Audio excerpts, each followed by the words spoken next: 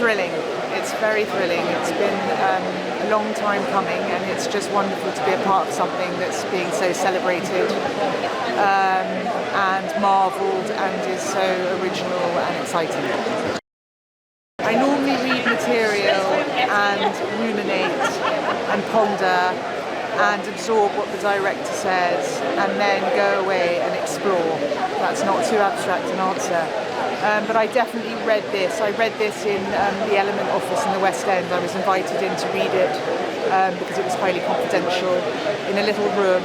I looked out onto a West End street and I read it very quickly because it's beautifully written and very lean, and I thought, wow, this is exciting. Yeah, it really is an ensemble, and it had sort of stages to it. The casting process is quite staggered, which in a way has really served it well. I guess there's the sort of immediate family and the environment around Bella at home in London, where she's brought to kind of grow up, and then you move through these different locations. So I think that we embrace the casting in those stages. But putting together the sort of core lead cast was a kind of piece by piece, and actually it became very important to put Duncan in place before we put Ramy's character into the equation. And those are the things that you only realise by starting to talk about actors and talk to actors who Yorgos might want to pursue. And then we enter into the sort of layers of the onion where we build the worlds and the textures and the landscapes, and that's always very explorative, like for example the Paris sequence and the detail, and making sure that that was kind of humorous but also served a purpose so that you felt the kind of sinister levels and layers. And then the sort of the ensemble, as you cleverly say, with Catherine, Vicki Pepperdine and Chris Abbot and Jerrod Carmichael and Hannah Shagula. Really, Yorgos wanted to reach as far and wide as possible and be as original and fresh. I feel like that's with every piece of casting in the film. It's one of the things that struck me when I saw it. It was like, wow, everybody has just come together. It's like a great pop song, you know, when it just works, you nail it, and it's an everlasting tune in your head. And I think that's what's so significant about this cast. And not everything was a no-brainer, not everything was straightforward, and there were various journeys we went on. For example, Hannah Shagula's character was English in the beginning, then she was American, then she was Spanish, and then she became German. And also we were reaching out quite far and wide to grown-up actors at quite a challenging time. So I just think they're all marvellous. I think that this is a cinematic experience on all levels, and so it's always best to see that on a cinema screen. There's so much to take from this film. I mean, it's innovative, it's irreverent, it's thought-provoking, it raises questions about our internal narratives, gender, being a woman, being a human being, as well as being magical and fantastical. There's unbelievable production design, cinematography, score, just so much about it. It's kind of larger than life, and I absolutely love seeing this film on a big screen. Hopefully some inspiration, some food for thought. Hopefully they'll laugh. Favorite line from the movie? I always say it's a bad day for Bella Baxter. It's just a fun little alliterative phrase, you know. Lovely, yeah. I mean, it's sort of, we're kind of ratcheting up the premieres. It's great to be in London and very excited for tonight and the opening. Well, I got involved in it when Yorgos, about 8 or 9 years ago, told me about the book and that he wanted to make a movie out of it, and then I read it, and so it started back then. We just finished doing The Lobster at that point, so it was sort of, you know, that was his first English language film, so quite a while ago. My favourite memory is actually when we saw the film for the first time in Athens in the cutting room, which was in May of 2021. 22, May 22. So that, and I was just totally blown away by it. I mean, as you say, the design, the camera work, the costumes are all incredible, and they're best seen kind of just writ large on that big old screen. And I think it's a really joyful, humane, entertaining, kind of coming to self-actualization movie. And Emma's amazing, and all the cast are amazing. So I think anyone who goes to see it will have a great ride.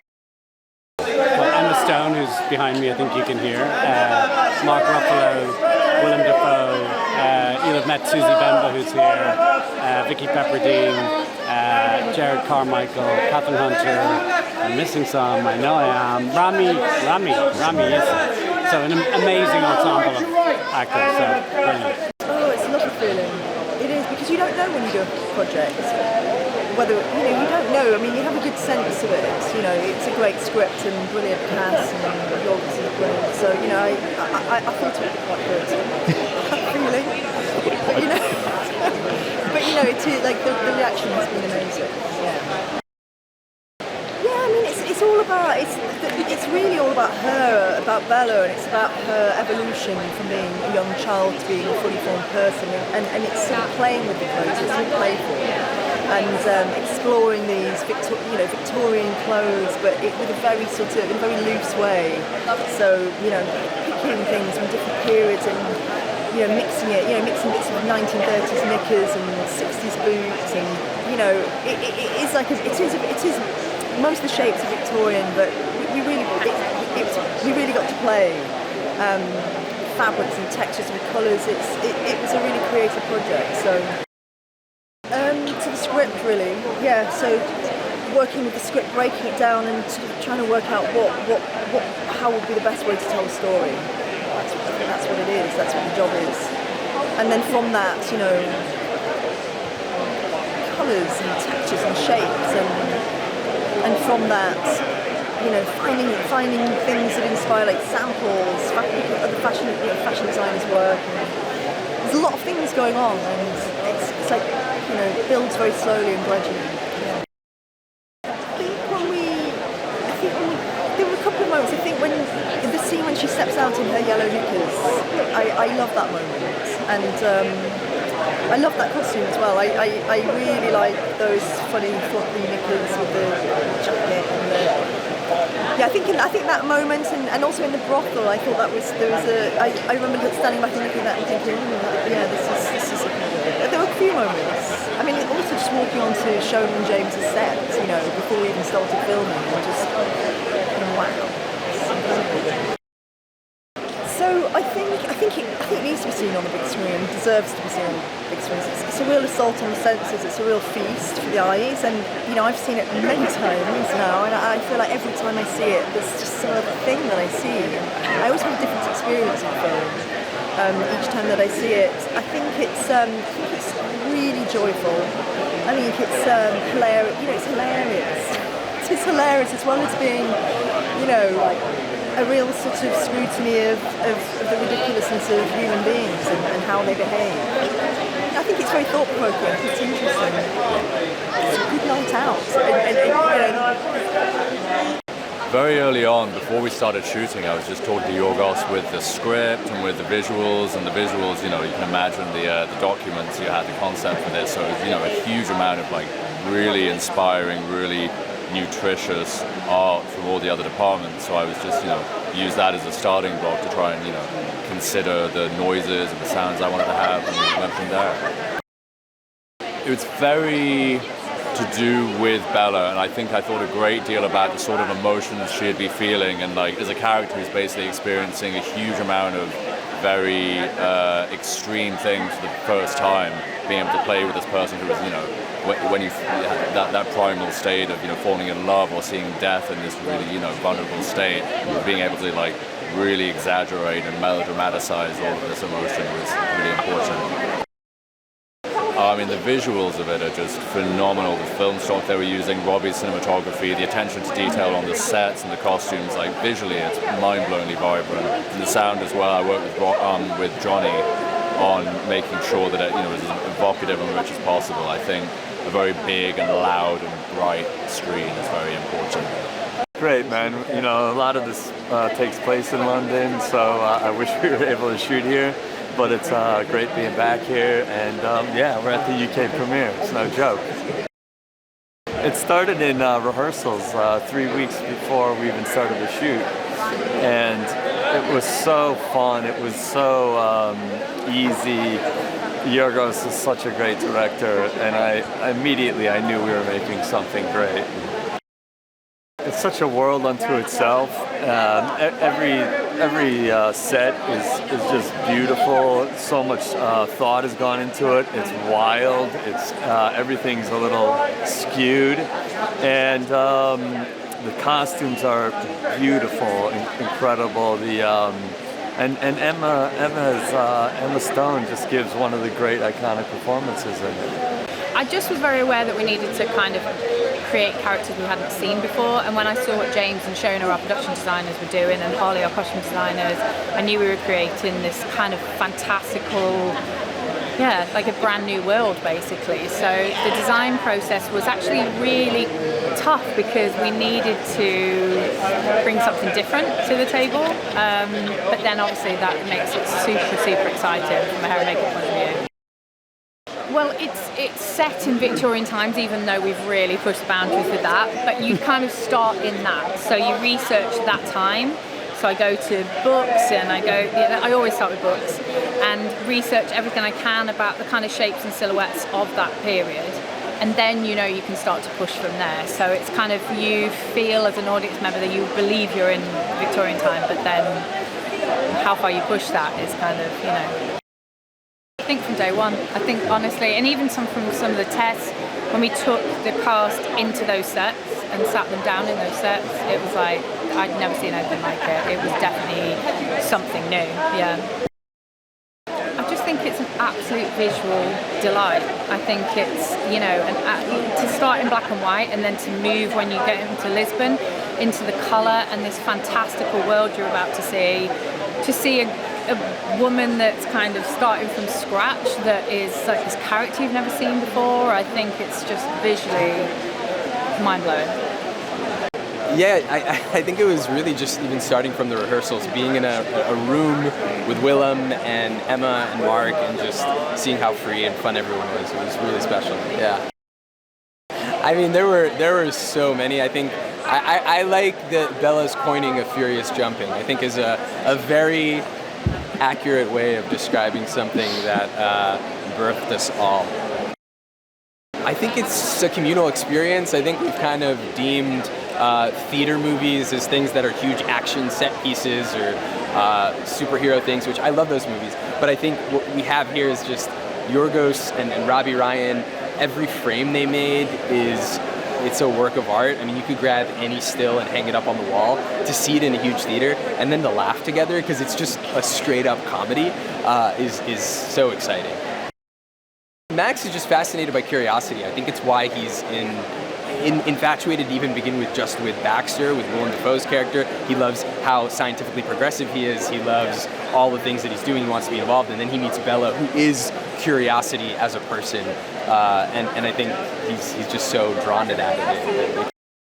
I think the first scene we shot for the film was a camera test where Emma is at the table, as the least developed Bella probably, and she's spitting kippers out all over me. And so I was just covered in kippers. And then for the rest of the shoot, every time I wore that outfit, Yorgos would give me a hug and then say, "You smell like kippers." And then I just saw him in New York last week, and he said, "You smell like kippers." And so I think he just has like a sense memory thing with me now, and kippers. It was really nice to be sort of on the home ground actually, because this is where we started concepting for Poor Things. So it feels really nice. I was excited for this one, and I love the bottle. I think understanding the characters was really where we had to start. Understanding Bella, understanding Baxter, how he would have prepared his home for her to live within, and in a way that became the handwriting for the rest of the film. The fact that he was a maverick doctor and cut things up, put them back together. He did that with his architecture in his home, with his world.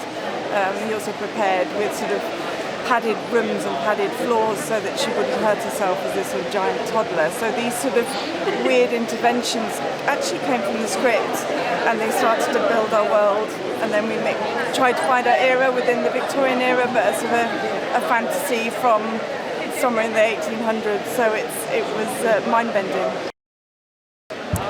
I think I didn't know until Baxter's house was finished, and I thought this is fantastic, this work, this is something that I don't know, and that was what we wanted to do, was create something that James and I didn't know already, we hadn't seen. So I think when I stood in Baxter's house, and it was 360, there wasn't a door, you couldn't go in, it was so finished, it was fantastic, yeah.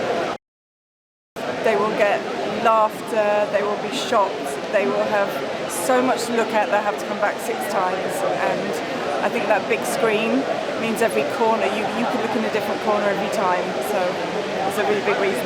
It's really exciting. It's my first premiere ever, yes.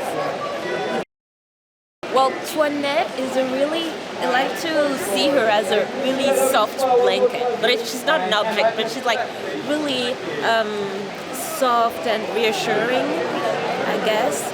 And she's a character that is a feminist, a socialist, and that takes Bella to female pleasure, I'd say.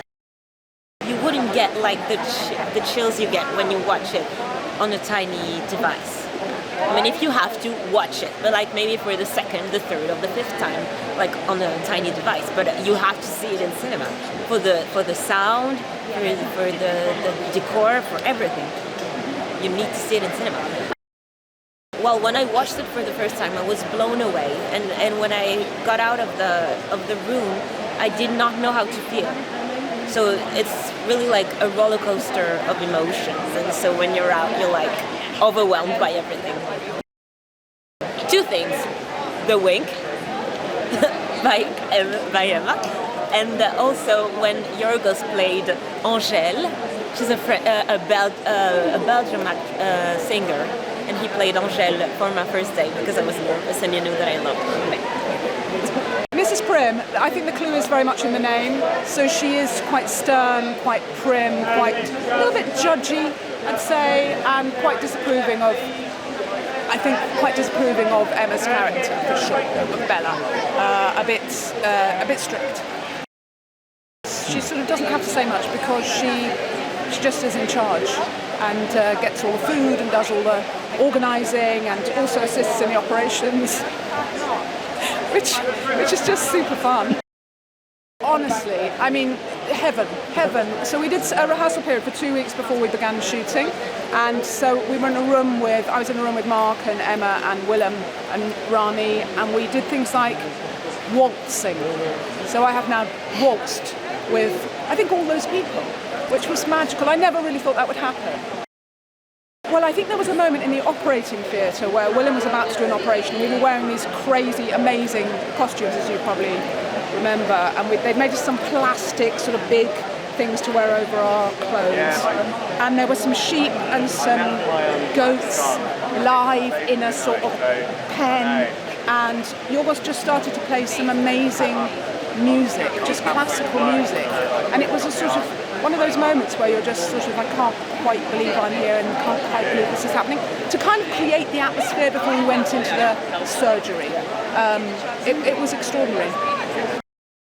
I mean, I think it's such an extraordinary world that he's created. He used, as you probably know, again, incredible fisheye lenses and crazy sort of, black and white filming and then colour filming.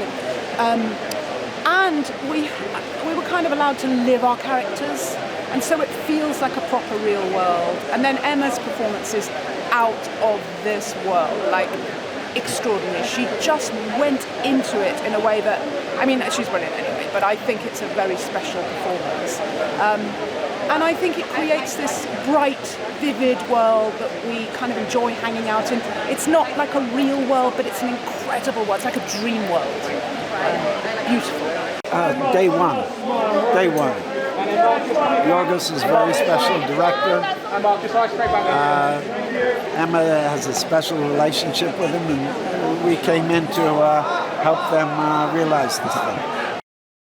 A very heavy makeup, and the nice thing about the makeup, when you work with a mask, you know, you can really leave yourself behind and leap into something else. And also it accomplishes a lot in the story because it really expresses a whole backstory and kind of sets up what he does. So, yeah, the makeup is great. And when they first pitched it, I mean, I knew it was going to be that way, and that I would be working with heavy prosthetics. And that's, for me, it's a pleasure. I like working with a mask. I'm not trying to inject anything. I'm just, you know, the relationship is very beautiful. I mean, unlike the Frankenstein story where the doctor is kind of horrified by what he created, Dr. Baxter falls in love with his creation, and he's even hard-pressed to let it go. Visually, it's extraordinary. The sets are extraordinary. All the elements. I mean, you can't always say that about every movie. And it's the whole package. And I think it has a lot to do with Yorgos and how the director and how he works with all the different departments, because he's really intimately involved in the whole process. He doesn't delegate much. His collaboration is everywhere.